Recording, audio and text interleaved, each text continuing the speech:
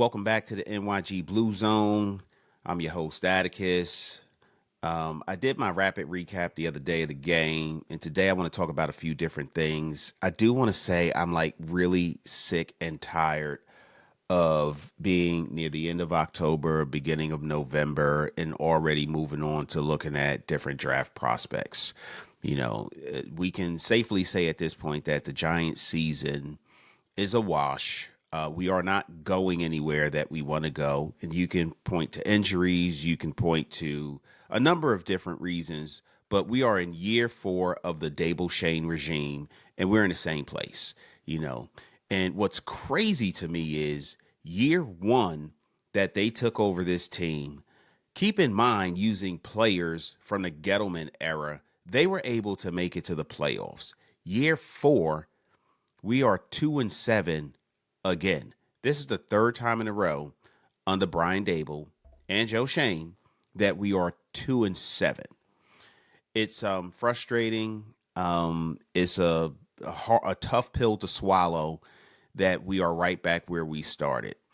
And to add insult to injury, Brian Dable, Joe Shane really got up on this big pedestal and started preaching about how all we need to do is find the quarterback and things are going to be different. You'll see. We found the quarterback, things are not different. In fact, things I would say are markedly worse than they were when we had Daniel Jones. Because, and not for nothing, I can recall very clearly times when Daniel Jones was injured and the fall off in production and unwatchable football was so significant that you knew it wasn't only the quarterback. But that's what they told us. Once we get our guys in here, you're going to see a huge improvement. Year 4, no improvement. Sunday's game, final score, San Francisco 49ers 34, Giants 24. In our house, San Francisco fans took over the stadium. It felt so reminiscent of the Joe Judge era, so reminiscent of some things that I would like to forget.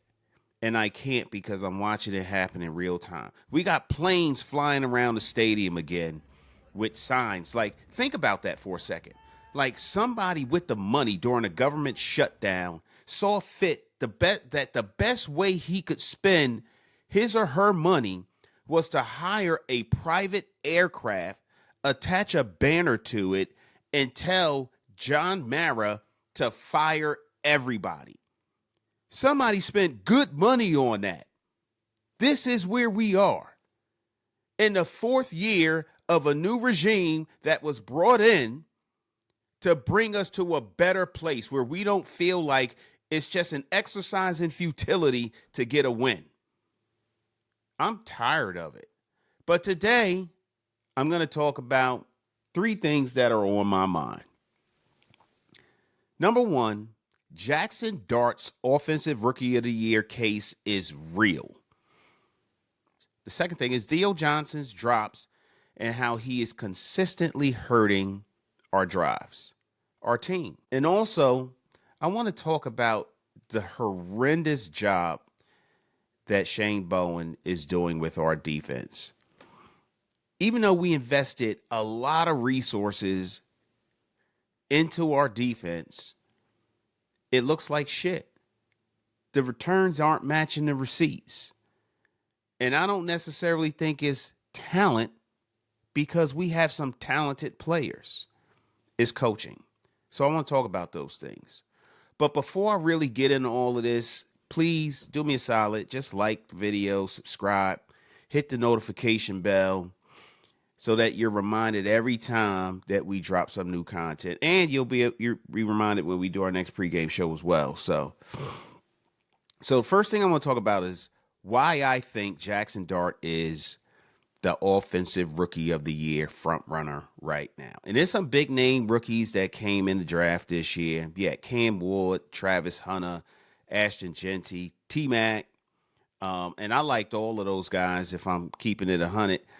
And then I also like Shedeur Sanders, but he's not going to be a part of this discussion as he came in the 5th round. and he hasn't even started a game this year.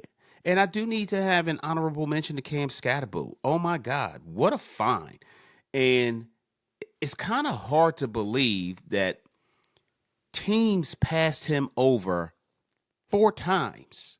4 times they passed over that quality talent at the running back position. I mean, how could you know, right? You couldn't know. But Cam Scatterbo also. And then last but not least, the Giants' second first round pick, Jaxson Dart. So, and I got to tell you, Jaxson Dart's combination of accuracy, scrambling ability, his third down toughness, his grit, his pocket awareness, it's borderline elite already. I mean, when you think about the job he has done under pressure, I mean, think about Sunday's game. There were so many snaps where the protection did not hold up, in spite of the fact that the Giants' offensive line has been playing much better. John Michael Schmitz does not play as well as Schlottman. I need to say that. But even in those times when it did not hold up, Jaxson Dart still turned negative plays into positive yards. He moved the pocket. He reset his base. He threw the ball accurately. He found the open man. He's really good at redirecting receivers when the play breaks down and tells them to either come back or go deep. And he finds a way to keep drives alive. And when he doesn't do it with his arms, he does it with his feet. And that's something that I don't know a lot of rookies have been able to do. You know, I remember clearly late in the second quarter, it was a third and long play. The 49ers spun down late. They brought a nickel off the edge. Jaxson Dart hit Theo Johnson right in the hands, actually in his chest. He got the ball out before the blitz could get there. And if Theo Johnson hadn't dropped that perfectly thrown pass, he would have moved the chains. That's processing and poise under pressure as a rookie. You know, even in the Eagles game. And we lost that game. You know, but he never stopped trying to win. He converted several third and long plays. 2 to Theo Johnson, a deep shot to Devin Singletary, and he had a 3rd and 8 to Wan'Dale Robinson. There was another play, and we'll talk about that play later, but I mean, that's veteran type stuff right there. The kid's got excellent third down temperament and red zone poise.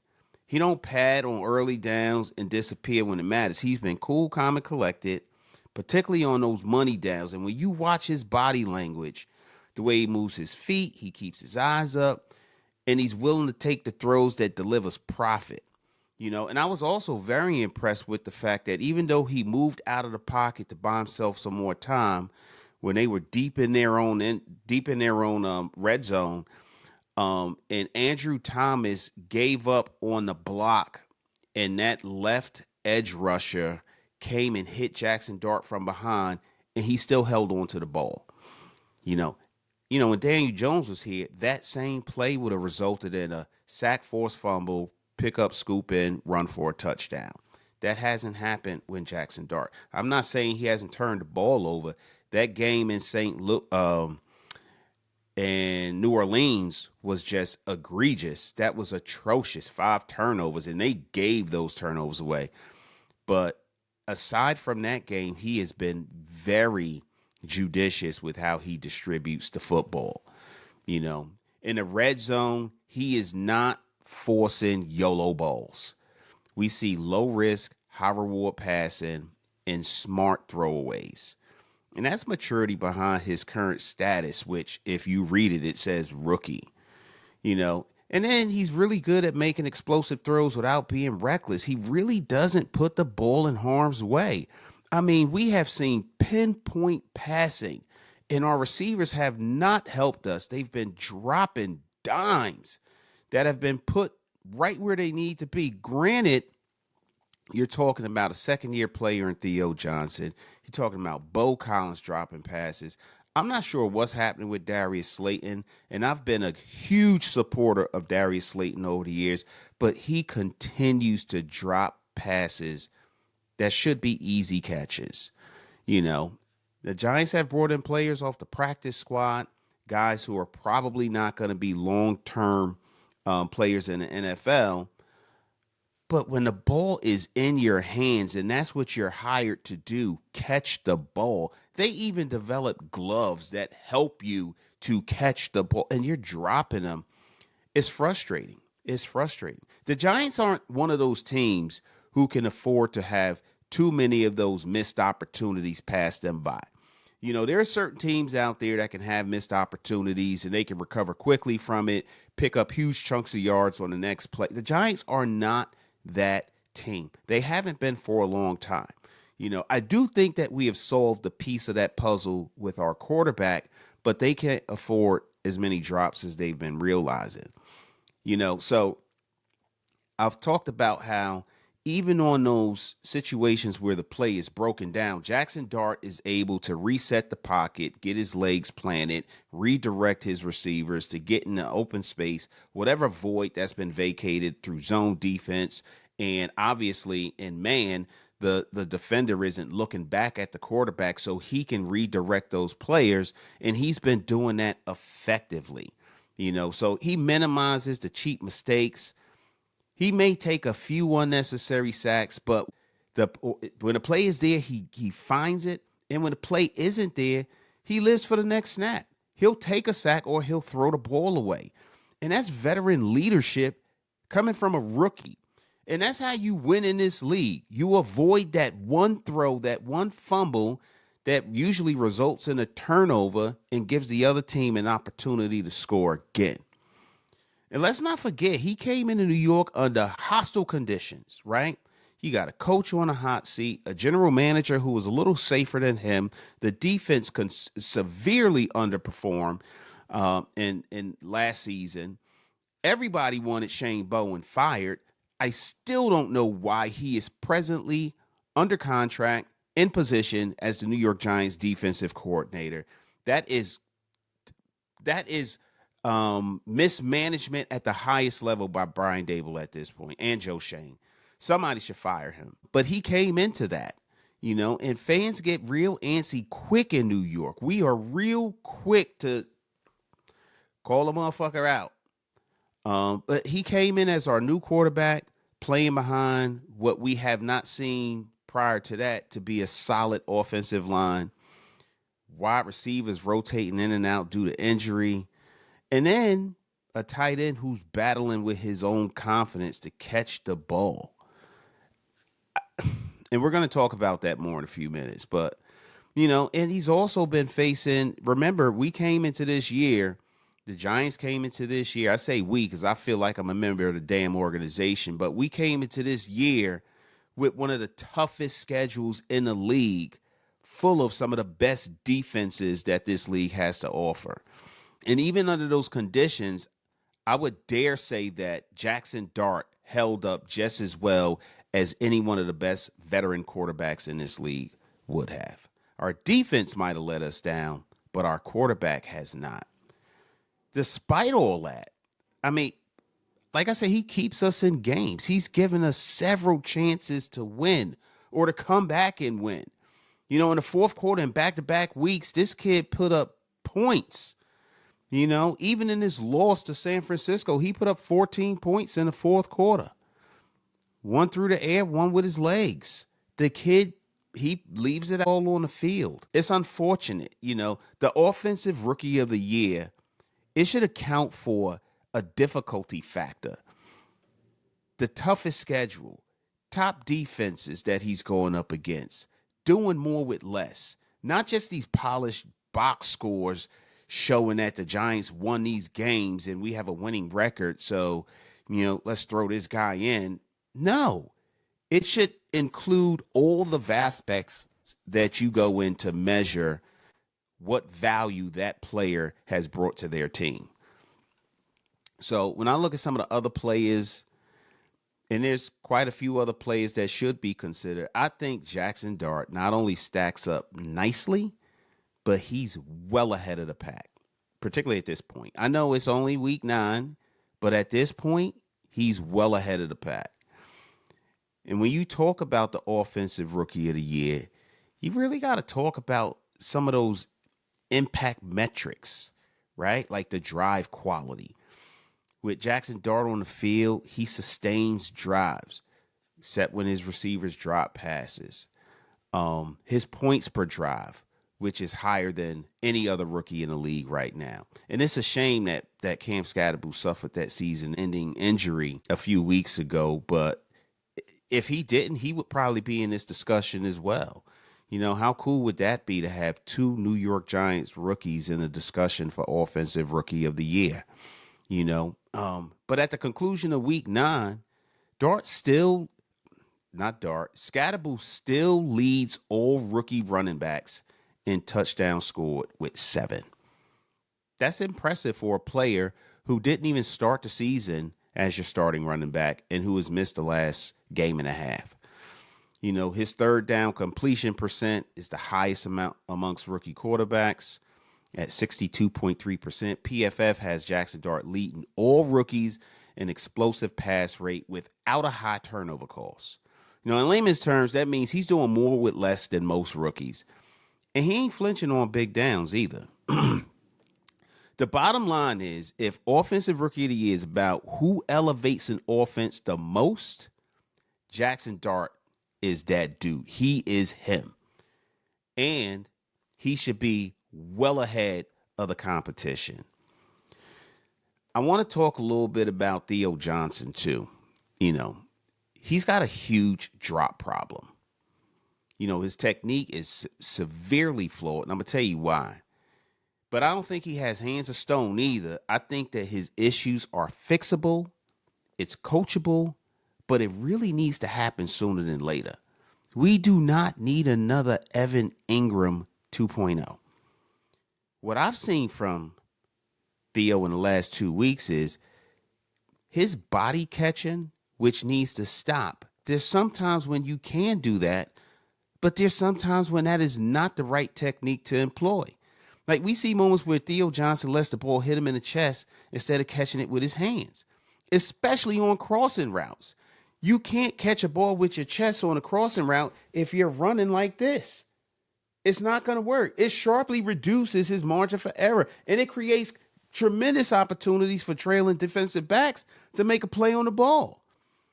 And then he needs to bring his hands up late on those in-breaking routes. What do I mean by that? When a ball arrives, you're not telegraphing when the ball is coming.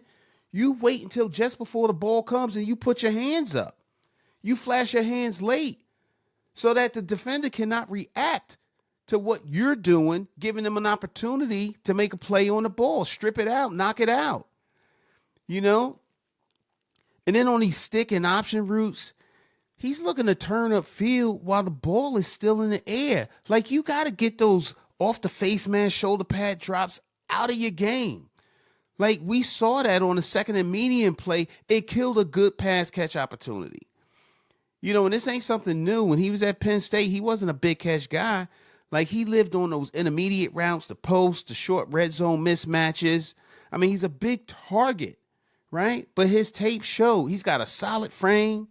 He's really good at separating from linebackers, but in contested catch timing situations, he could be a little shaky. In those drops, it used to happen on those fastballs between the hashes and those body throw contact plays. In other words, this ain't brand new for him. This is something, these are player traits that have followed him into the league. And the NFL game is much faster and has much better talent. But I still think that these flaws are coachable, but I haven't seen any work done to improve these areas yet. They can be fixed, though. The first thing he got to do when he's catching the ball, catch it with your hands, right? Wide hands, thumbs together in front. Put them right out front and grab that ball. Don't flash it too soon. Put it up as the ball is arriving, right? When it's below the waist, pinkies together, right? Like you're sucking it in. You're grabbing it. Meet the ball. Don't let it meet you, And keep your eyes where they need to be. Squeeze the ball when you catch it and then bring it in. Don't peek, right? Peeking is what caused him to have that perfectly timed and thrown ball by Jaxson Dart against the Philadelphia Eagles on the left side of the field, where he sees the safety coming down. Dart puts the ball exactly where it needs to be. It hits Theo Johnson, in both hands, but because he's anticipating getting hit, he's not able to come down with the ball. That would have kept that drive alive, and potentially the Giants might have scored on that drive, on that particular drive. So, and honestly, you need your tight end to bail your quarterback out sometimes. We see it happening all the time with Patrick Mahomes, with Dak Prescott, with Lamar Jackson. You see it happening with Josh Allen. Your tight end knows how to find that soft spot in the zone where the defenders have vacated. He needs Theo Johnson to be that dude. And right now, he hasn't been that guy. Granted, he made a nice catch in the beginning of the game, first drive. Looked like the play was, at least by San Francisco's defense, thoughts was over. And Theo turned that into a touchdown. Great play. Great play. But we aren't doing that consistent enough. We need to see that more, right? And, I got to say that not all passes are perfect either. I'm not talking about the ones that were imperfect passes. I'm talking about the ones that were right where they were supposed to be. Fix the technique. Coach him out of this thing that's in his head. And you got to do this now because he's still a young player and you don't want that mindset to be there. And if you fix those things, them 50-50 balls become 70-30 balls. Drop passes becomes first downs. We need to see that happen. And I can't stress how important this is and why it matters for our offense.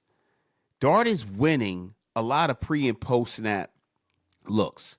These bad first down drops, they put us in these third and forever situations. We could clean this up. If we can clean that up, our drive survival rate jumps immediately.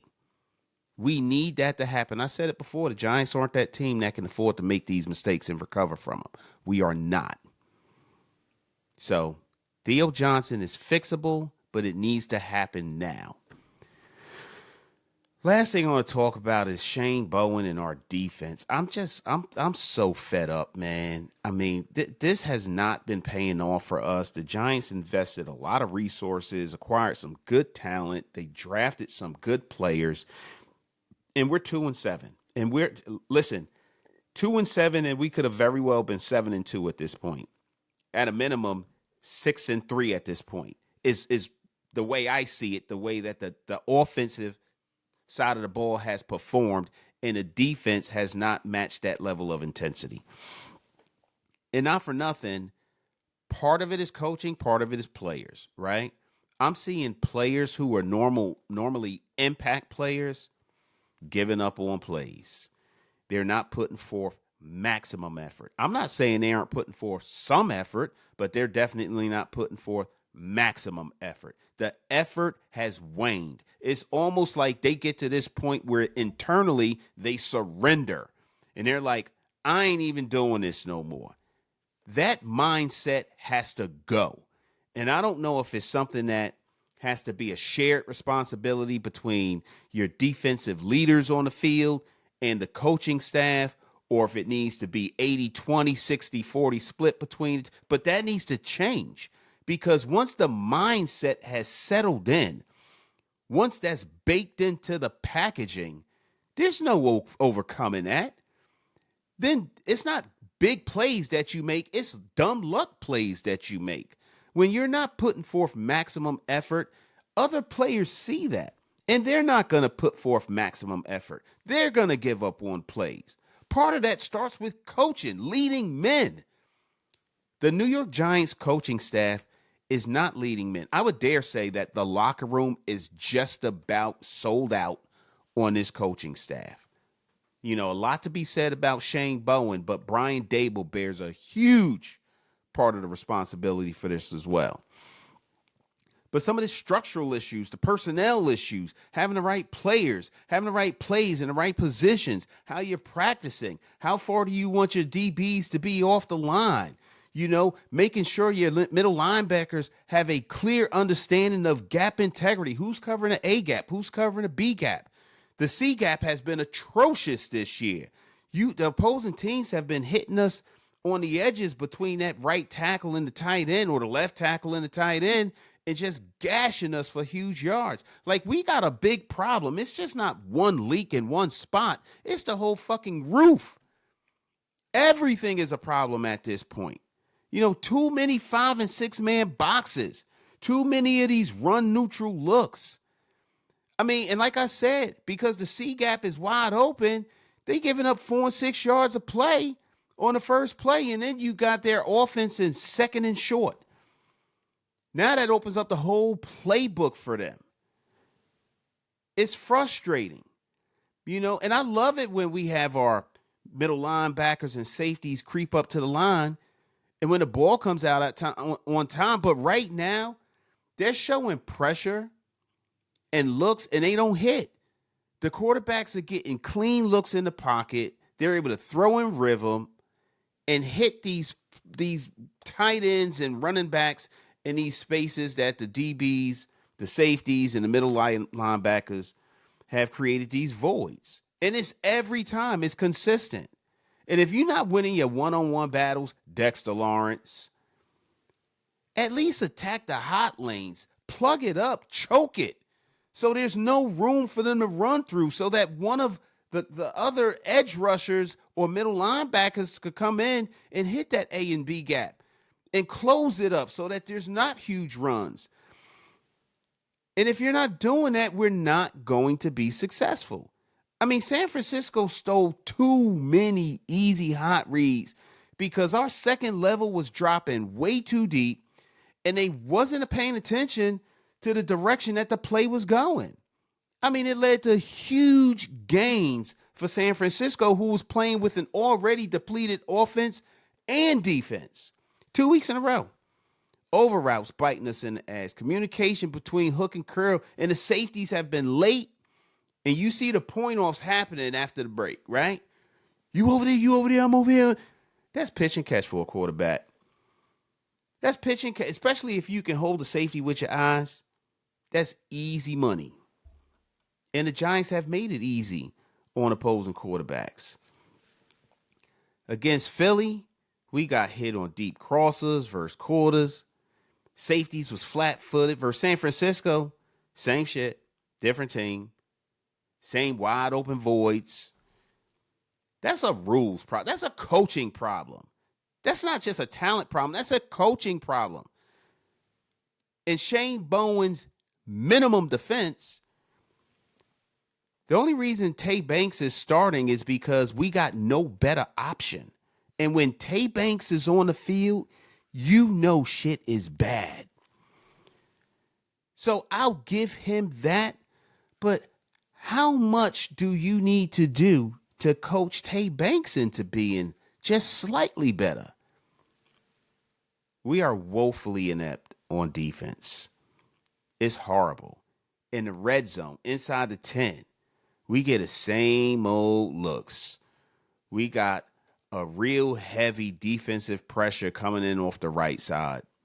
Quarterback sees it, checks into ensuring that the running back or the play flows to the left side, and they score. Repeatedly. We saw it with Christian McCaffrey. We saw it on that play where everybody was so concerned with the tight end that they completely overlooked San Francisco's best player on the field for a wide open touchdown pass. Every time. Like we paid and drafted to rush the quarterback and hold up on the outside. But if this plan ain't working and it's keeping us in second and short situations, them being second and short, and our rush never gets his teeth in the game, we ain't going to ever have any success. We're just not. Can this be fixed? I don't think it could be fixed under Shane Bowen. I really don't. Like if we had a proper defensive coordinator, we would probably go heavy early down fronts, balanced fronts with gap integrity, right? We would force them into 3rd and 7 or longer.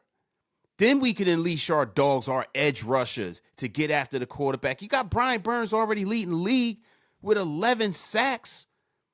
And it's week 9. It's week 9. He's on pace for 20 sacks this year.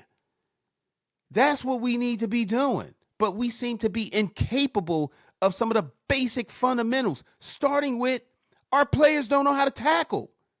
They're not tackling anybody. They're trying to hit him, pop the ball out, punch the ball, tackle him, bring him down to the ground. Once you begin a process of tackling them, hopefully some of your boys will come and finish him off. They can start punching the ball, but you, the number one person who arrives there, grab them. Slow them down. They're not doing that. I guess I'm a little frustrated behind this. I mean, I think that Shane Bowen is well beyond the expiration date.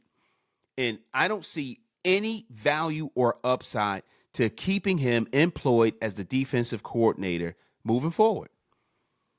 What are you going to say? It's going to mess up the continuity of what's going on with the defense at this point? There is no continuity on defense.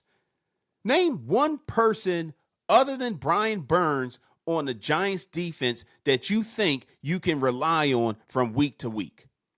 Name one.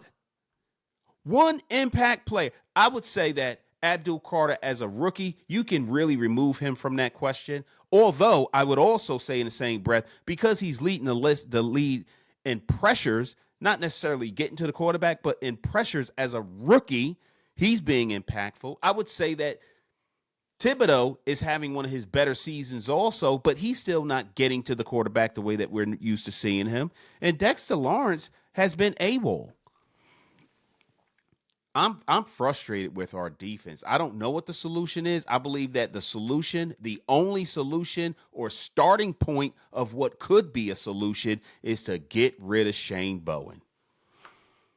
That's it. I think there are a few things we can do to help us to finish the year strong. But, we ain't going nowhere. So do the things you can do to ensure that your fan base doesn't give up on your team and we don't have additional planes flying over Giant Stadium. As for Jaxson Dart and Offensive Rookie of the Year, that's legit. I'm standing on that. I mean, if we just think about some of his stats, let me just go through a list of things or a list of reasons why I think Jaxson Dart is your Offensive Rookie of the Year. He's only started 6 games, by the way. He's 2-4. He's got a 62.3 completion percentage. He's thrown for almost 1,200 yards. He's got 15 total touchdowns, 3 interceptions. He's taken 19 sacks. A couple of them I think was his fault. And he's a dual threat, man. The guy with the RPOs, he's put up 251 rushing yards on 51 attempts. Granted, some of those were cold. Some of those were him escaping the pocket and creating with his legs. But the kid is making a strong case. And then, not for nothing, NFL Offensive Rookie of the Month for October. Dart is the first quarterback in New York Giants franchise history to win the NFL Rookie of the Month award. And he's been in elite company. I mean, during October, he was one of only 4 quarterbacks, Patrick Mahomes, Jalen Hurts, Jaxson Dart, to record at least 2 total touchdowns in every game in October. I don't know who the 4th one was. And he led all NFL rookies with 10 touchdowns, 7 passing, 3 rushing, and a passer rating of 90.0 during that 4-game stretch in October. I don't know. I think this guy, if you look at, he's also got, hold on a second. He's got a new Giants franchise single season record for a quarterback by recording his 5th game with at least 1 passing and 1 rushing touchdown. He is only the second rookie in NFL history quarterback to record at least 1 passing and 1 rushing in 3 consecutive games. Tim Tebow was the other guy to do that. I mean, the stats that he's putting up as a rookie, and not on a rookie who is surrounded by high quality talent. I'm talking about a rookie who's playing with backups of backups. Is impressive. He's making stuff happen. When he and Scatterboo were on the field together, New York Giants football was exciting. Exciting. And I would dare say it's still exciting in the absence of Scatterboo, but we can see how when Scatterboo went down with that injury, the Giants, it took a little bit of wind out of their sails. It definitely did. So, but But yeah, I think Jaxson Dart has a strong case to be the offensive rookie of the year. I don't think that anybody's even close at this point. And if, he continues to play the way he has been during his first 6 starts, it's going to be a sweep for him. It won't even be close. Theo Johnson, he got a lot of fixable issues. I don't think that we give up on him yet, but I think we fix it now before it becomes a mindset, because we saw what happened with Evan Ingram. And honestly, I've watched a little bit of Evan Ingram tape when he went to the Jacksonville Jaguars, and now he's with the Denver Broncos, and he's the same player, still dropping shit left and right. I don't want that to be one of those things that you immediately think of when you think of Theo Johnson. Daniel Bellinger catches everything thrown his way. We need Theo Johnson to be that way too. And I think that his problems are fixable. And defensively, we need to get rid of Shane Bowen. There is no other discussion that is going to make any kind of sense in any way about the New York Giants defense if it doesn't involve first getting rid of Shane Bowen. So if you felt this podcast, you felt what I was saying, hit that like, subscribe, hit that notification bell so that you will be notified when we drop our preview for the Giants-Bears game coming up. Thank you guys for joining me. Leave a comment. Let me know your thoughts. Go Big Blue. Let's get it. Yeah, a lot of girls probably crying from my old high school. Look, they see me everywhere they go. I probably would too. Look, crossed over to the Jordan man like I'm Michael. Yeah, eating blessings so much I might need lipo. Yeah, tailored for the doves like I'm walking in chucks. Yeah, it's just in this plan, man, I see all y'all shook. Look, knew that I was great ever since I was a rook. Man, all y'all singles making me look good. Okay, praise to the Most High, yeah, that's Jesus. Look, but when it come to this rap thing, I can't lose. Yeah, back-to-back number ones, that's the thing greats do. Yeah, tell them boys that ain't nothing I can't do. It's my year. It's my year.